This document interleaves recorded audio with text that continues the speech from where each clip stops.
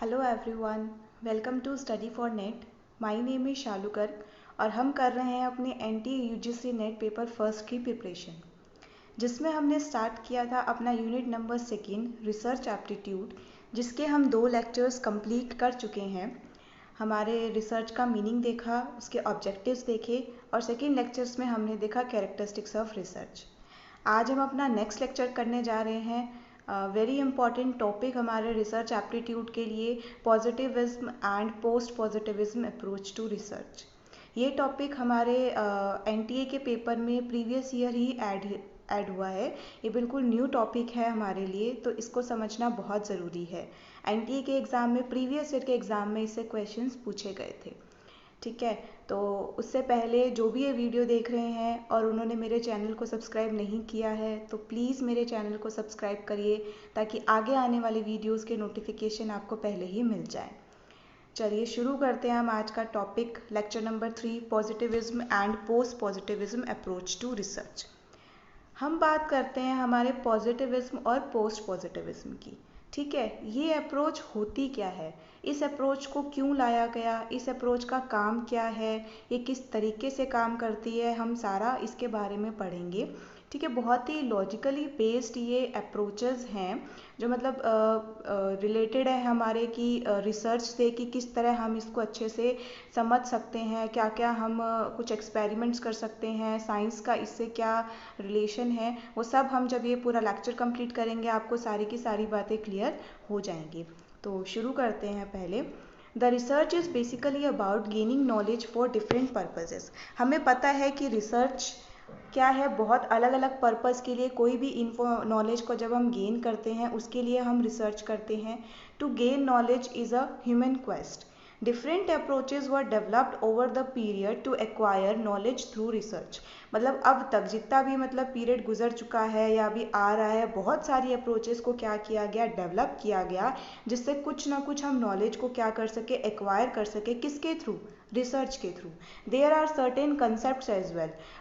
इसके अप्रोचेस के साथ साथ बहुत सारे कंसेप्ट भी हैं जिसकी स्टडी करके हम कुछ ना कुछ रिसर्च कर सकते हैं और कुछ ना कुछ नॉलेज को क्रिएट कर सकते हैं। ये जस्ट हमें बेसिकली बता रहे हैं कि रिसर्च किस तरह से की जाती है, क्या क्या अप्रोचेस और इसके कंसेप्ट्स हैं। देखो, सबसे पहला जो हमारे इसमें टर्म्स आती हैं कुछ पॉजिटिविज्म और पोस्ट पॉजिटिविज्म पढ़ने से पहले, हमारी फर्स्ट टर्म है मेटाफिजिक्स। मेटाफिजिक्स का मतलब क्या है? It is the branch of philosophy that deals with abstract concepts such as being, knowing, identity, time and space. Metaphysics क्या है?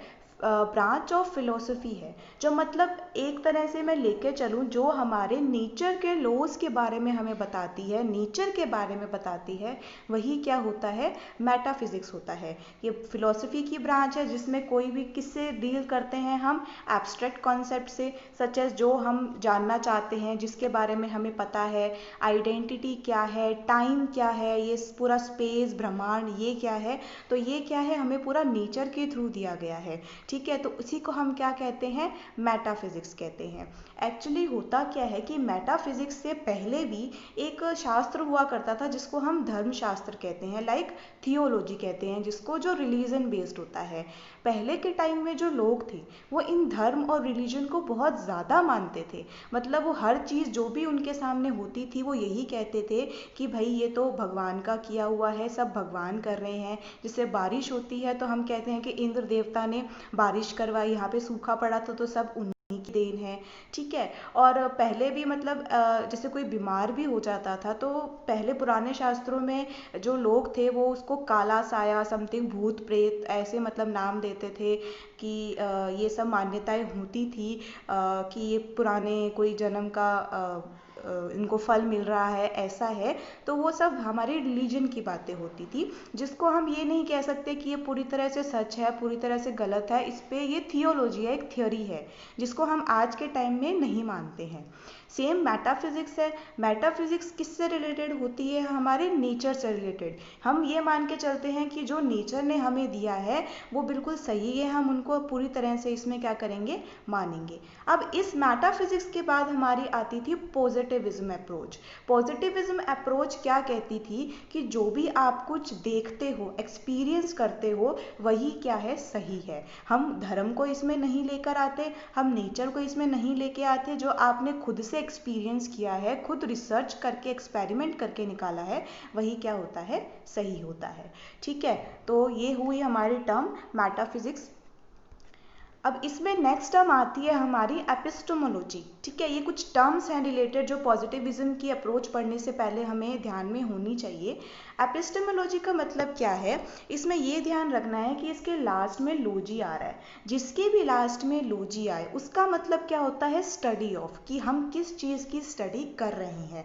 ठीक है, it is the study of knowledge. Epistemology क्या है, किसकी स्टडी करते हैं हम, नॉलेज की स्टडी करते हैं। It deals with the origin, nature, scope and methods to acquire knowledge. ये किससे डील करता है, ओरिजिन से, कि मतलब उस पॉइंट का ओरिजिन कहाँ से है, जो भी नॉलेज हमने गेन कर रहे हैं वो कहाँ से निकल कर आई है, उसका नेचर क्या है, उसका स्कोप क्या है, और उसके मेथड्स क्या हैं उस नॉलेज को एक्वायर करने के लिए। ये एपिस्टेमोलॉजी हमें बताता है। This term was first used by Frederick Ferrier. किसने यूज़ किया था इसको, फ्रेडरिक फेरियर ने इन टर्म को सबसे पहले यूज़ किया था। There are two ways to acquire knowledge and they are rationalism and empiricism. Epistemology में भी दो वेज है हमारे नॉलेज को एक्वायर करने के लिए। पहला कौन सा है, रेशनलिज्म, और दूसरा कौन सा है, एम्पिरिसिज्म। देखते हैं इनके बारे में कि ये दो टर्म्स क्या कहती हैं। सबसे पहले है rationalism. Rationalism tends to believe that logic and reason as the means of acquiring knowledge.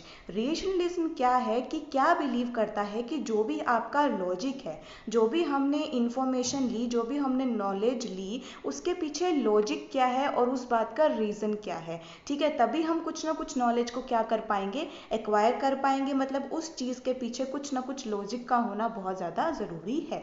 Mind is given the authority over senses. ठीक है, यहाँ पे रेशनलिज्म में क्या है, जो अपना दिमाग है, जैसे हम सोचते हैं, उसको क्या है, ज़्यादा अथॉरिटी दी गई है सेंसेस के मुकाबले। मतलब हम दिमाग से जितना सोचेंगे, लॉजिकली जितना हम ध्यान रख पाएंगे, उतना ही हम नॉलेज को गेन कर पाएंगे। This is basically a prior use of logic and reason comes first to conclude something before experience. ये क्या है, पूरी तरह से हम लॉजिकली और रीजन बेस पे इसको क्या करते हैं, यूज़ करते हैं। हम कुछ कंक्लूड करते हैं, मतलब एक्सपीरियंस तो हम उसको बाद में करेंगे, लेकिन पहले ही अपने लॉजिक और रीज़न के बेसिस पे हम क्या कर लेंगे, इसको कुछ ना कुछ कंक्लूजन पहले ही दे देंगे और हम मानेंगे कि हाँ, हमारा वो कंक्लूजन क्या है, सही है। It is associated with deduction. Deduction method हम जो अपने टाइप्स में पढ़ने वाले हैं, डिडक्शन मैथड में भी क्या है, हम लॉजिकली किसी चीज़ को क्या करते हैं, सोचते हैं। लॉजिकली जब हम किसी चीज़ को अप्लाई करते हैं, वही क्या होती है, हमारी डिडक्शन अप्रोच होती है। जैसे हमारा लॉ ऑफ ग्रेविटी है, जब हमने उसको सच में अप्लाई करके देखा तो वो क्या हो जाएगा, डिडक्शन। अगर मैं सिर्फ लॉ ऑफ थ्योरी की बात, मतलब लॉ ऑफ ग्रेविटी की बात करूं कि हाँ ये लॉ ऐसा ऐसा था, वो क्या होता है, इंडक्शन, जिसके बारे में हमें अभी कुछ पता नहीं है। ठीक है, तो ये क्या हुई, रेशनलिज्म, जहाँ पे हम लॉजिकली कुछ ना कुछ सोचते हैं और कोई ना कोई रीज़न निकालते हैं अपनी नॉलेज को एक्वायर करने के लिए। नेक्स्ट हम बात करते हैं एम्पिरिसिज्म की। Empiricist claims that sensing experience is the ultimate starting point for all our knowledge. वहाँ पे क्या था, हमने माइंड को ज़्यादा अथॉरिटी दी थी रैदर दैन अपने सेंसरी एक्सपीरियंस को। एम्पिरिसिस्ट में क्या है कि जो भी हमने एक्सपीरियंस किया, वही क्या है, हमारा अल्टीमेट स्टार्टिंग पॉइंट है हमारी पूरी नॉलेज के लिए। The senses gives us all our raw data about the world and without this raw material there would be no knowledge at all. ये सेंसेस क्या है, हमारे जो 5 सेंसेस हैं वो हमें क्या प्रोवाइड करते हैं, वर्ल्ड के बारे में पूरी डेटा इन्फॉर्मेशन प्रोवाइड करते हैं, और इन डेटा के बगैर हम कोई भी नॉलेज को एक्वायर नहीं कर सकते। जैसे कोई भी प्रोड्यूसर भी है, वो कुछ ना कुछ जब बनाता है, raw material to finish goods में जाता है, पहले रॉ मटेरियल होता है, उसके बिना तो वो कुछ नहीं बना सकता। तो वैसे ही एम्पिरिसिज्म है, पहले हमारे पास कुछ ना कुछ रॉ डेटा आएगा, जिसके बिना हम पूरी नॉलेज तक नहीं जा सकते। ये हमारे लिए बहुत ज़्यादा ज़रूरी है किसी भी नॉलेज को गेन करने के लिए, कोई भी इंफॉर्मेशन लेने के लिए। This is termed as posteriori. इसको हम ये पोस्टीरियरी का नाम देते हैं और ये किससे रिलेटेड होता है, हमारे इंडक्शन से। इंडक्शन मतलब किसी भी चीज़ की शुरुआत करना, किसी भी चीज़ को जब हम सीखने की कोशिश कर रहे हैं वही क्या होता है, इंडक्शन। डिडक्शन में हमने कहा था कि हम लॉजिक की तरफ जाएंगे, उसमें उसको अप्लाई करेंगे, और इंडक्शन में जब हम स्टार्टिंग से कुछ ना कुछ नया सीखेंगे वो क्या हो गया, इंडक्शन। तो ये हो गई हमारी एम्पिरिसिस में। नेक्स्ट हम बात करते हैं थ्योरी की, कि थ्योरी क्या है। A theory is a set of systematically related statements including some law like generalisations that can be tested empirically. Theory क्या है, सिस्टमैटिक रिलेटेड बहुत सारी क्या होती हैं, स्टेटमेंट्स होती हैं जिसमें बहुत सारे लॉज होते हैं, लाइक जनरलाइजेशन। जब हम कोई सैम्पल की स्टडी करके वाइड पॉपुलेशन पे उसको स्टडी करते हैं तो वो जनरलाइजेशंस कहलाता है। मतलब बहुत सारे स्टेटमेंट्स होते हैं जिनको हम क्या करते हैं, टेस्ट करते हैं कि एक्चुअली में ये थ्योरी वर्क कर रही है या नहीं, ये हमारे लिए सही है या नहीं। These generalisations provide hypothesis and these hypothesis determine what must be measured. ये जनरलाइजेशंस हमें क्या प्रोवाइड करती है, हाइपोथेसिस। अब हाइपोथेसिस भी क्या होता है, ये हम आगे प्रोसेस ऑफ रिसर्च में पढ़ेंगे। हाइपोथेसिस होता है एक टेंटेटिव स्टेटमेंट, एक सपोजिशन होता है जहाँ पे हम पहले कुछ मान के चलते हैं कि हमें ये प्रूव करना है, ठीक है। हम ये करते हैं कि हमारा कंक्लूजन ये निकल के आएगा, हम उसको डिटरमाइन करते हैं और लास्ट में उसको क्या करते हैं, टेस्ट करते हैं, उसको मेजर करते हैं। तो ऐसे ही हमारा थ्योरी का काम भी इसमें होता है।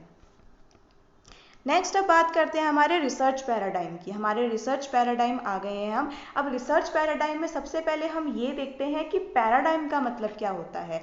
ठीक है, पैराडाइम का मतलब क्या होता है, किसी भी तरह का पैटर्न, ठीक है। कोई भी हम जब मॉडल अपनाते हैं कि हम कह सकते हैं कि ये इसका मॉडल है, इस तरह से ये पैटर्न है, इस तरह से ये वर्क करेगा, वही क्या होता है, पैराडाइम है। पैराडाइम देखा जाए ये पॉजिटिव पैराडाइम और पोस्ट पॉजिटिव पैराडाइम हमारे रिसर्च के अप्रोचेज ही है। तो अप्रोचेज का मतलब एक पैटर्न मिल गया हमें कि किस तरह से हमें इसको लेकर चलना है। A paradigm is a model of the functions and interrelationships of a process, a way of thinking about something and how to study it. Paradigm क्या है, एक मॉडल है, किसका, फंक्शंस का, और इंटर रिलेशनशिप जो भी हमारे प्रोसेस है उसके बीच में कैसा रिलेशनशिप है। हम ये देखते हैं कि हमें हमारे सोचने का तरीका क्या है, वे ऑफ थिंकिंग, कि हम किसी भी चीज़ को लेके क्या सोच रहे हैं या उसकी स्टडी कैसे करनी है, यही क्या होता है, पैराडाइम पैराडाइम होता है कि कैसे हम उस चीज़ की स्टडी करें। There is a difference between natural science and social sciences and so is the difference between research approaches relating to them. जैसे हमने पहले पढ़ा था कि नेचुरल साइंस और सोशल साइंस में बहुत फ़र्क है, ठीक है। नेचुरल साइंसेज हम देखते हैं लेबोरेटरी में एक्सपेरिमेंट्स किए जाते हैं और सोशल साइंस में हम ह्यूमन बींग्स की बात करते हैं। वैसे ही हमारे रिसर्च के अलग अलग अप्रोचेज में भी क्या है, बहुत ज़्यादा क्या है, डिफरेंस देखने को मिलता है। There are two competing paradigms to acquire knowledge. These are grouped as positivist paradigm and interpretative paradigm. बहुत सारे टू कम्पिटिव इसमें पैराडाइम है जिससे हम नॉलेज को क्या कर सकते हैं, एक्वायर कर सकते हैं। आइए उनको पढ़ते हैं कि कौन कौन सी अप्रोचेज है, कौन कौन सी पैराडाइम है नॉलेज को एक्वायर करने के लिए। सबसे पहले आती है हमारी पॉजिटिविस्ट पैराडाइम। यहाँ पे हमारा शुरू हो रहा है हमारा टॉपिक, जो मेन टॉपिक था हमारा पॉजिटिविस्ट पैराडाइम और पोस्ट पॉजिटिव पैराडाइम। अब पॉजिटिव पैराडाइम क्या कह रहा है, the term positivism was coined by the French philosopher Auguste Comte in 19th century. तो इसी को क्या कहा जाता है, फादर ऑफ पॉजिटिविज्म, क्योंकि इन्होंने पहली बार ये टर्म लेकर आए थे। And reflected through by Francis Bacon, John Locke and many others. जो फर्स्ट टर्म जो लेके आए थे वो कॉम्टे लेके आए थे, कब, 19th सेंचुरी में। उसके बाद में काफ़ी रिसर्चर्स आए जिन्होंने और इस पर स्टडी किया। As a philosophy, positivism adheres to the view that only factual knowledge gained through observation, including measurement, is trustworthy. अब positivism approach कहता क्या है, positivism ये कहता है कि जो भी हमने factual knowledge मतलब को गेन किया है, जो भी लॉजिकली तरीके से गेन किया है, हमने उसको खुद ऑब्जर्व किया है, उसके मेजरमेंट को देखा है, वही नॉलेज क्या है, ट्रस्टवर्दी है, वही इंफॉर्मेशन को हम सच मान सकते हैं, ठीक है। In a positivist view of the world, Science was seen as the way to get at truth, to understand the world well enough so that we might predict and control it. Positivist जो भी view है वो क्या कहता है, वो कहता है कि जो साइंस है वही है जो हमें सच्चाई तक लेकर जा सकता है। हमारे जो भी हम कुछ समझना चाहते हैं साइंस के थ्रू ही हम समझ सकते हैं, इजीली उसको अंडरस्टैंड कर सकते हैं, प्रिडिक्ट कर सकते हैं और उसको कंट्रोल कर सकते हैं। हम इसमें यही मान के चलते हैं कि जो भी हमने ऑब्जर्व किया है, जो भी हमने एक्सपेरिमेंट किया है, जो भी हम साइंस के तरीके से देख रहे हैं वही क्या है, सच्चाई है, वही क्या है, ट्रूथ है। Positivism depends on quantifiable observation that leads to statistical analysis. Positivism किस पे डिपेंड करता है? क्वांटिफिएबल ऑब्जर्वेशंस पे, जिनको हम मेजर कर सकते हैं, जो ऑब्जर्वेशंस हम कर सकते हैं और बाद में कुछ ना कुछ उसका एनालिसिस भी जब निकल के आता है, पॉजिटिविज्म क्या है, उसी पे डिपेंड रहता है। Here the role of the researcher is limited to data collection and interpretation in an objective way. यहाँ पे रिसर्चर का रोल कहाँ पे लिमिटेड रहता है? एक तो डेटा कलेक्शन पे, ठीक है, कि उन्होंने डेटा को क्या किया, कलेक्ट किया और उस डेटा को क्या किया, इंटरप्रिटेट किया, किस में, ऑब्जेक्टिव वे में, ठीक है, ऑब्जेक्टिव वे में, कि हमने जो एक्सपेरिमेंट किया, हमने जो ऑब्जर्वेशन किया, उसका जो भी रिजल्ट हुआ वो क्या हो गया, हमारा ऑब्जेक्टिव है। बिल्कुल ऑब्जेक्टिव तरीके से हम क्या करते हैं, डेटा को कलेक्ट करते हैं और उसको इंटरप्रिटेट करते हैं। यही क्या है हमारा positivism. He is independent from the study and there are no provisions for human interest within the study. जो भी हमारा रिसर्चर है वो बिल्कुल इंडिपेंडेंट है, अपने तरीके से अपनी स्टडी को कर सकता है और ऐसे कोई भी प्रोविजंस नहीं है कि किस तरह से हमें स्टडी के अंदर ह्यूमन इंटरेस्ट को लेके आना है या उनको शो करना है। वो जैसे चाहे अपनी स्टडी को कंडक्ट कर सकता है। नेक्स्ट हम बात करते हैं positivist usually adopt deductive approach. जो हमारे पॉजिटिविज्म है वो कौन सी अप्रोच को यूज़ करते हैं, डिडक्टिव अप्रोच को यूज़ करते हैं, मतलब लॉजिकली तरीके से सोचना। अब हम साइंस है, साइंस के एक्सपेरिमेंट्स कर रहे हैं, ऑब्जर्वेशन कर रहे हैं, तो यकीनन हम किस पे जाएंगे, अपनी लॉजिक पे जाएंगे। लॉजिक के बिना साइंस भी कोई मायने नहीं रखती।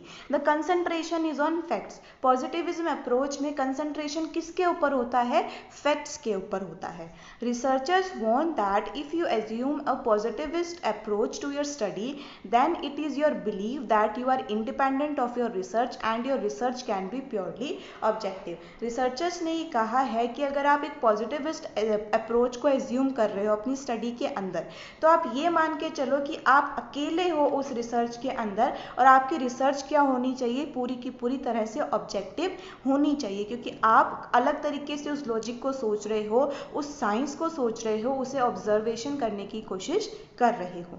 Independent means that you maintain minimal interaction with your research participants when carrying out your research. यहाँ पे इंडिपेंडेंट का मतलब क्या होगा कि आपने बहुत कम इंटरेक्शन किया है अपने रिसर्च पार्टिसिपेंट्स के साथ जब आप रिसर्च कंडक्ट कर रहे हो। मतलब ये मान के चलो कि आप बिल्कुल अकेले इस रिसर्च को कर रहे हो। In other words, studies with positivist paradigm are based purely on facts and consider the world to be external and objective. दूसरे शब्दों में कहें तो जो भी हम पॉजिटिविज्म में स्टडी करते हैं वो फैक्ट्स के बेसिस पे करते हैं, ठीक है, और वर्ल्ड को हम क्या मान के चलते हैं, एक्सटर्नल और ऑब्जेक्टिव, बाहरी दुनिया मानते हैं, उस पर कुछ ना कुछ रिसर्च कर रहे हैं, कुछ ना कुछ लॉजिक निकल के आ रहा है, कुछ ना कुछ ऑब्जेक्टिविटी के साथ हम उस पर काम कर रहे हैं।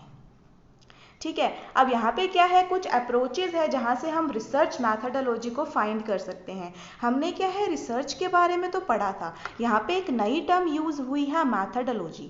मैथडोलॉजी का क्या मतलब है, मैथडोलॉजी का मतलब है स्टेप्स, मैथड्स या फिर प्रोसीजर उस रिसर्च को कंडक्ट करने का। जो भी आप रिसर्च कर रहे हो उसके क्या क्या स्टेप्स हैं, उसके क्या क्या मेथड्स हैं, उन मेथड्स को हम क्या कहते हैं, मैथडोलॉजी कहते हैं। अब यहाँ पे 3 तरह की हमारी अप्रोच दे रखी है। फर्स्ट है एपिस्टेमोलॉजी, ओंटोलॉजी एंड एक्जियोलॉजी। एपिस्टेमोलॉजी हमने पढ़ा भी था पहले कि क्या होता है, theoretical framework, literature and research practice. Epistemology क्या होती है, हमारी जो भी हम नॉलेज की स्टडी करते हैं कि हमारा थ्योरेटिकल फ्रेमवर्क क्या है, क्या क्या हमने लिटरेचर में उसके बारे में पढ़ा है, कितनी रिसर्च की हमारी प्रैक्टिस हुई है जिससे हमारी नॉलेज को क्या मिली है, हमने उसकी स्टडी की है और वो इम्प्रूव हुई है। नेक्स्ट हम बात करते हैं ontology, assumptions about the nature of reality and knowledge। हम क्या करते हैं, assumptions करते हैं नेचर की कि क्या रियलिटी है और उसकी क्या नॉलेज निकल कर आ रही है, मतलब नेचर से क्या हमारी नॉलेज निकल कर आ रही है। Axiology, value system and ethical principles की हमारी वैल्यू सिस्टम क्या है कि किसको हम फॉलो करते हैं और हमारे एथिक्स क्या है, उन प्रिंसिपल्स को हम फॉलो करके क्या नॉलेज को गेन करते हैं। अब हम बात करते हैं हमारी पॉजिटिविज्म के जो एस्पेक्ट्स हैं वो किस पे हमारे बेस्ड होते हैं। Science is deterministic as it explains the cause and effect relationship. Science क्या है, डिटर्मिनिस्टिक, मतलब जिसको हम क्या कर सकते हैं, डिटरमाइन कर सकते हैं। डिटरमाइन कैसे कर सकते हैं, क्योंकि साइंस हमें क्या एक्सप्लेन करता है, कोज और इफेक्ट रिलेशनशिप्स की, ये क्यों हुआ और उसके बीच में क्या क्या इफेक्ट्स निकल कर आए, उसके बारे में हमें पूरा साइंस डिटरमाइन करता है। तो ये क्या है, इसके एस्पेक्ट्स हैं। Science is mechanistic as researchers developed hypotheses to be proved or disapproved via application to specific research method। Science क्या है, mechanistic है, मतलब वहाँ पे हम क्या करते हैं, hypothesis को develop करते हैं उसको prove करने के लिए या disapprove करने के लिए, मतलब specific research methods का use करके हम अपने conclusion तक पहुँच सकते हैं। तो किसके थ्रू, मैंने आपको पहले भी बताया था कि रिसर्च बिल्कुल साइंटिफिकली तरीके से क्या होनी चाहिए, कंडक्ट होनी चाहिए। Science uses methods such as selection of sample, measurement, analysis and reaching conclusion about hypothesis। Science क्या है, बहुत सारे मेथड्स को यूज़ करती है कि हमें सैम्पल कैसे सिलेक्ट करना है, कैसे मेजरमेंट करना है, कैसे एनालिसिस करना है और कैसे कंक्लूजन तक पहुंचना है हाइपोथेसिस के थ्रू। अब ये सैम्पल, मेजरमेंट, एनालिसिस हम आगे पूरा डिटेल में पढ़ेंगे, अभी बस आप ये ध्यान रखिए कि साइंस क्या है, बहुत सारे मेथड्स को यूज़ करती है।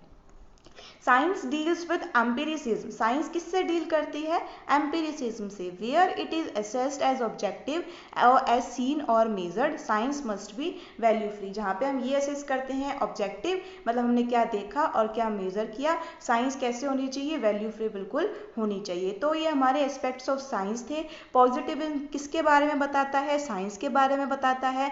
हमें साइंस के थ्रू ही पता चलता है कि हमने क्या ऑब्जर्व किया और किस हिसाब से हमने उनके फैक्ट्स को जाना और वही क्या है हमारे लिए सही है।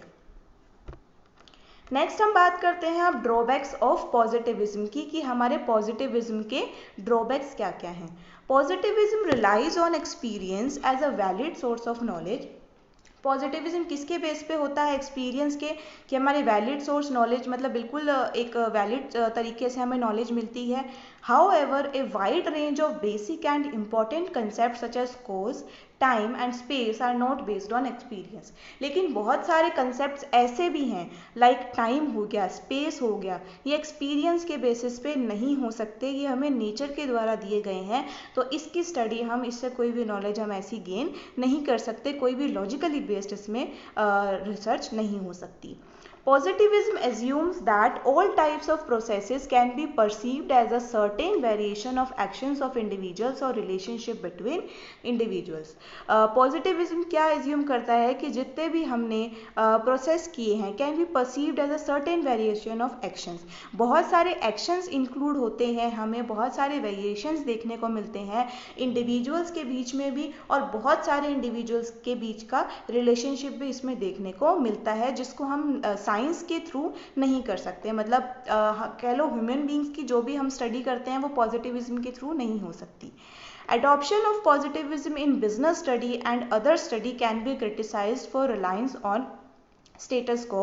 In other words, research findings in positivism studies are only descriptive, thus they lack insight into in-depth issues। मतलब क्या है कि अगर हम बिजनेस स्टडीज की बात करें और वहाँ पे हम पॉजिटिविज्म को अडॉप्ट करते हैं, तो वहाँ पे हम नहीं कह सकते, लॉजिकली बेस्ड ऐसे कोई भी अजम्पशंस नहीं ले सकते, फैक्ट्स के बेसिस पे नहीं ले सकते। स्टेटस को का मतलब जो हमारी एग्जिस्टिंग है, मतलब अभी है, अगर हमें उस पर कुछ ना कुछ सोचना है तो हम ऐसे लॉजिकली नहीं सोचेंगे। अभी हमारा नेचर है, ठीक है, मतलब क्या क्या सोशल इश्यूज आ रहे हैं, क्या क्या पॉलिटिकल इश्यूज आ रहे हैं, तो बिजनेस स्टडीज़ में हम इसके बारे में पॉजिटिविज्म के थ्रू नहीं जान सकते। Research findings in positivism studies are only descriptive. जो भी हम रिसर्च की फाइंड करते हैं पॉजिटिविज्म में, ये क्या होती है, सिर्फ डिस्क्रिप्टिव होती है, मतलब पूरा डिस्क्रिप्टिव फॉर्म में हमें इसमें पता चल जाता है, लॉजिकली फॉर्म में पता चल जाता है, लेकिन उसके इन डेप्थ इश्यूज जाके हमें नहीं पता चलते। मतलब कुछ एक्सपेरिमेंट किया, साइंटिस्ट ने बताया कि ये फैक्ट इसके बारे में है, हमने उसके बारे में नॉलेज ले ली, लेकिन एक्स्ट्रा में अगर कुछ और भी इंफॉर्मेशन उसमें बाकी है तो हम वो पता नहीं कर सकते। तो इसीलिए ड्रॉबैक्स किसके हो जाएंगे, पॉजिटिविज्म के ड्रॉबैक्स हो जाएंगे। नेक्स्ट अब हम बात करते हैं हमारे पोस्ट पॉजिटिविज्म की, कि पोस्ट पॉजिटिविज्म अप्रोच हमें क्या कहती है। ठीक है, पॉजिटिविज्म तो क्या हो गया कि जहाँ पे हम फैक्चुअल नॉलेज को हमने क्रिएट किया, फैक्चुअल नॉलेज से कोई भी इंफॉर्मेशन ली, ठीक है, साइंटिफिक मेथड्स का यूज़ करके जब भी हमने अपनी नॉलेज को एक्वायर किया, वो क्या हो गया, हमारा पॉजिटिविज्म अप्रोच। अब आती है हमारी पोस्ट पॉजिटिविज्म। 19th सेंचुरी में था हमारा साइंस। अब जैसे ही हमारा 21st सेंचुरी आया, 21st सेंचुरी में जो हमारे रिसर्च का फोकस था वो किस पे बेस हो गया, reality to critical reality. Positivism में देखते थे हम रियलिटी, अब हमारा फोकस किस पे हुआ, क्रिटिकल रियलिटी। ये क्वेश्चन हमारे पिछले एनटीए के एग्जाम में पूछा गया था। The emphasis was turned away from absolute certainty to probability। जो भी हमारा emphasis था पॉजिटिविज्म में था कि जो भी हमारी सर्टेनिटी है एब्सोल्यूट, वो हमें पता चल जाती थी। अब किस पे चली गई, प्रोबेबिलिटी पे। प्रोबेबिलिटी मतलब शायद, हाँ नहीं, वो वाली बात इसमें आ जाती है।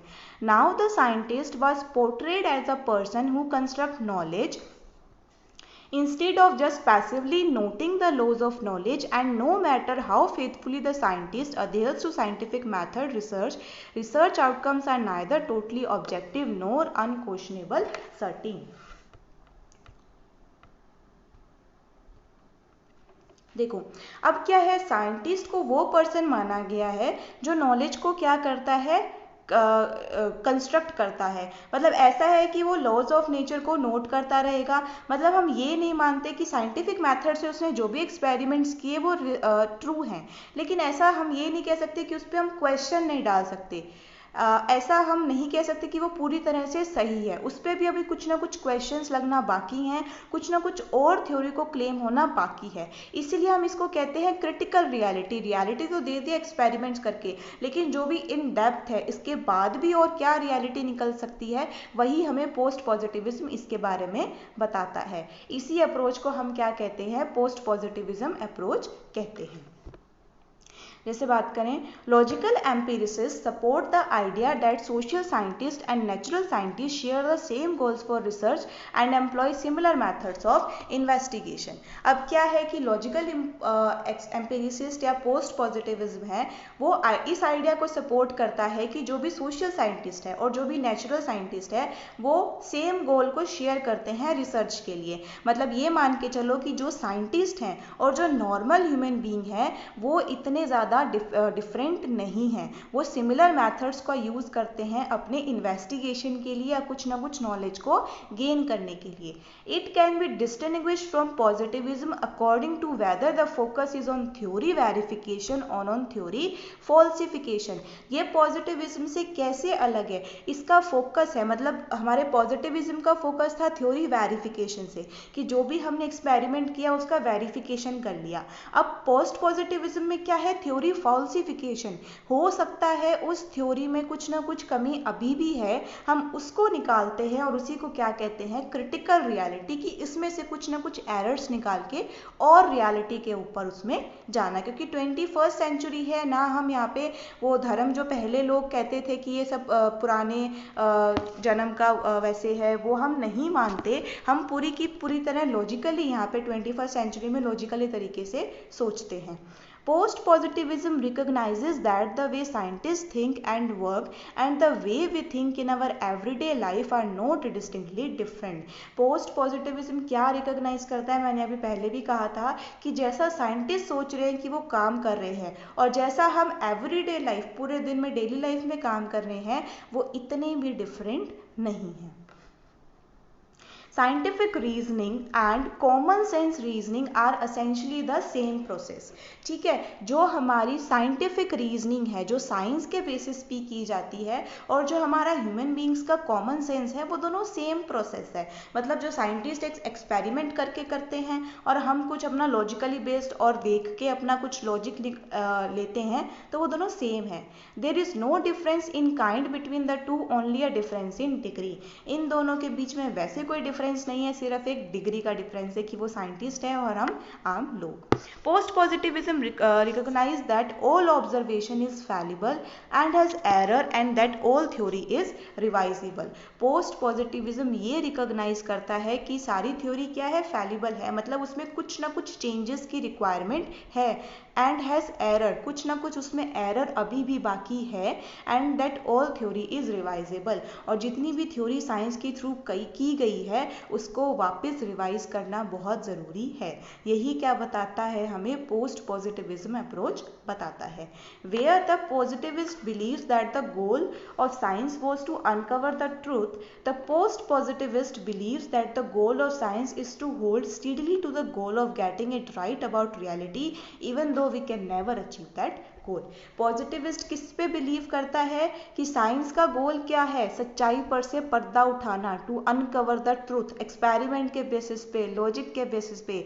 लेकिन पोस्ट पॉजिटिविज्म बिलीव क्या करता है कि हमारे साइंस का गोल क्या है, गोल तभी सही होगा जब वो रियलिटी हमारे सामने आएगी। हम भले उस गोल को पूरा ना कर पाए, लेकिन बिना रियलिटी के हम उसको सच नहीं मान सकते। जब पूरी तरह से वो रियलिटी हमारे सामने नहीं आती, तब तक हम उसको सही नहीं मानेंगे। ये क्या है अप्रोच हमारी, पोस्ट पॉजिटिविज्म अप्रोच। तो मेन डिफरेंस हमारा पॉजिटिविज्म और पोस्ट पॉजिटिविज्म में यही है कि पॉजिटिव अप्रोच किस पे बेस्ड होती है, हमारे डिडक्शन अप्रोच पे।